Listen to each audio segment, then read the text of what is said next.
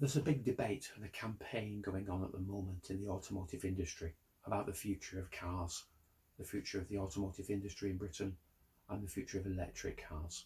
There's a tremendous emphasis on climate change, the climate change emergency, and how we can solve it with electric cars. And we're not ready. I have not chosen to go down the electric car route for a number of reasons. The first is that, well, I'm British, you can probably gather by the accent, and we're based in Britain, and we don't have access to huge amounts of investment funding for the car industry, huge amounts of venture capital. If you take an example like Elon Musk with Tesla Motor Cars, he has access to thousands of millions of dollars of venture and bank finance. My focus is on private funding from ordinary individuals, not from major funds. We're never going to be able to raise that kind of money. So I have to step back from taking that giant leap into the future of electric cars and focus as much as I can on creating a car which is a hybrid, a transitional step.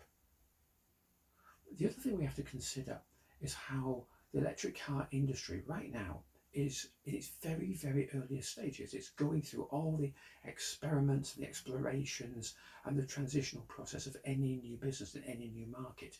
And if you've lived long enough like me, you'll have seen a few other markets like the dot-com bubble 20 odd years ago, and how lots of companies are set up, lots of technologies are developed, and most of them are cast aside. We can't afford to take that risk. So I am focusing not immediately upon electric, but focusing upon a transitional step, a hybrid powertrain and a hybrid supercar. It will have advanced features and it will have the ability to upgrade. But if you ask the question of me, what's our electric future? The answer is right now, it's up in the air. It's a grey area where the precise ideal path has not yet been identified. And here's another lesson from history. The ideal, perfect electric vehicle choice is not necessarily the one that's going to be adopted. Again, go back to technology, other technologies, the computer industry, the home entertainment industry. If you're really old enough, then you may know about the debate between VHS and Betamax and how we all eventually adopted VHS tapes, our tape recordings, our video.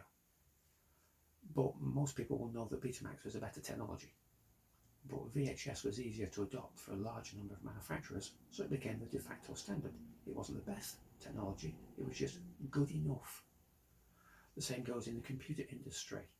For computer operating systems on your personal computers, you have basically three options: Apple, Linux, Microsoft Windows. And Microsoft Windows dominates the market, even though most technical opinion from most technical experts would say anything but Microsoft. But Microsoft is the easiest choice. The same goes for electric cars. We won't necessarily in the end have the ideal, perfect electric car choice. We'll probably have the one that's easiest to manufacture, easiest for people to understand, easiest to adopt, and I prefer to wait and see what happens. But get ready for it. The Rumbler Sport Tank is not intended to be a massive leap into the dark. It's intended to be a transitional, careful, measured step towards electrification in the future. But we have a long way to go before we reach that point. So right now, to answer the question, electric, yes, eventually, but not today. Let's be a little more cautious and let's get ready for that. I hope that's answered your question. If you have more questions, come and let me know. See you soon. Bye.